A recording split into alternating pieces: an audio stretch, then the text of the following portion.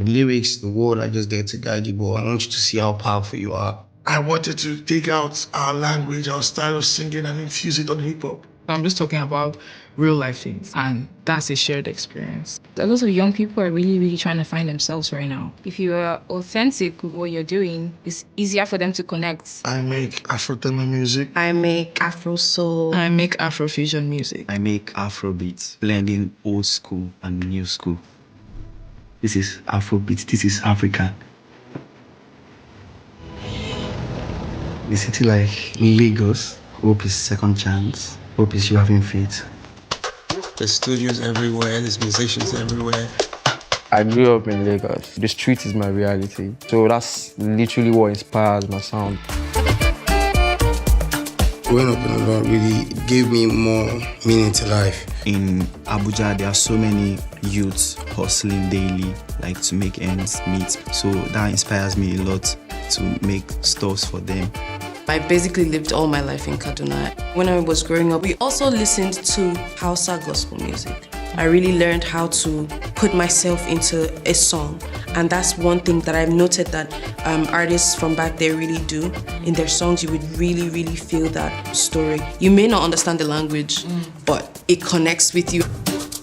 I'm from the Niger Delta. My language is beautiful, it's spiritual. We all thought it was impossible to fuse our language into modern type of music.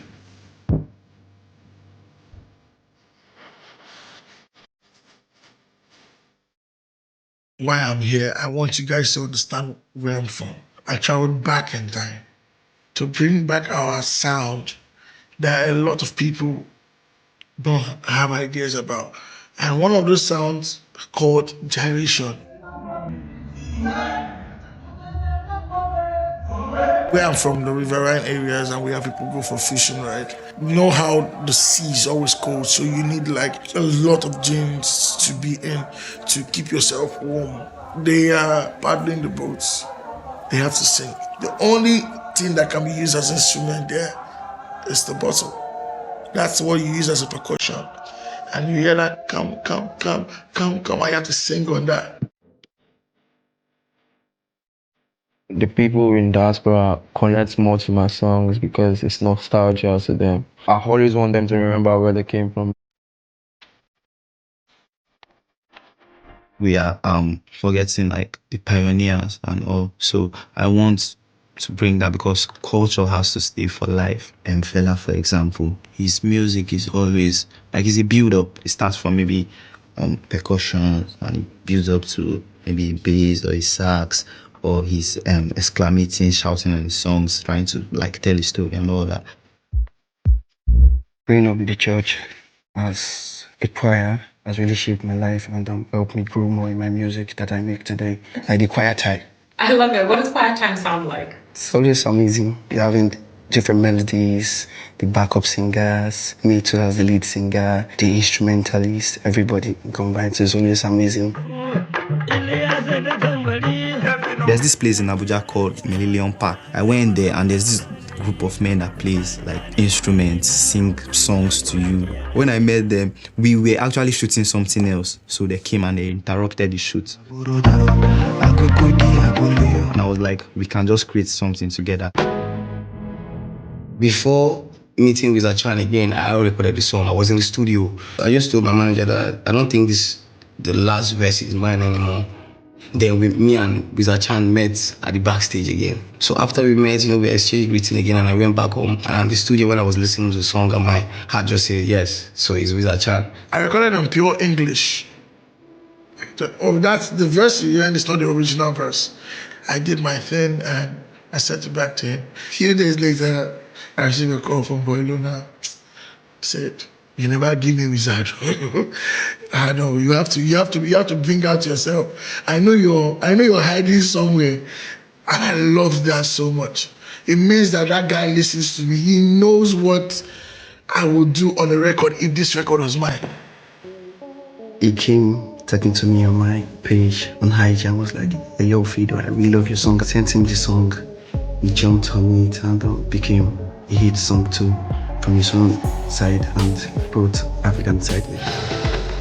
de un pueblo que es también muy afrodescendiente y por ende tenemos esa raíz. Y me pone feliz, dichoso de que todas estas personas conecten con nosotros de corazón a corazón y que sea el pueblo quien nos dé la oportunidad de conectar con esta música, de conectar con un mensaje. Hay una canción que se llama Hablan de mí, donde yo puedo mezclar las voces del alabao, que son tradiciones netamente de los recuerdos que vienen de África y nuestras mezclas que tenemos.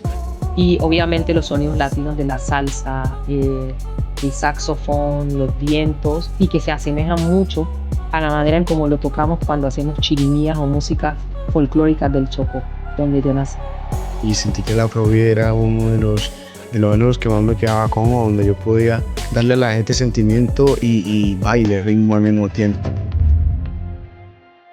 As an artist, we reflect what is around our environment. For this period, it's not easy for us. We can't just dance. We like to point fingers at the government, but it's like this corruption is from the grassroots in how we operate in society. If I want to sing about it, I sing about it. So I'm trying to make my words clear, my message clear. The inspiration of my songs are really from the things happening. It's not really about me myself feeling it, like other people to feel it. If what I'm writing about, I'm feeling it in the moment, I want to pour it out immediately so I don't lose it.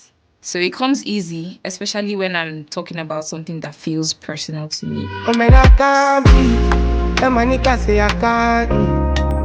That is now termed as vulnerability, and everybody's saying that he's vulnerable, and I'm like, oh, we should all be able to say the things that us up, or things that we want to do, things that we don't want to do. I feel like that makes us human, right?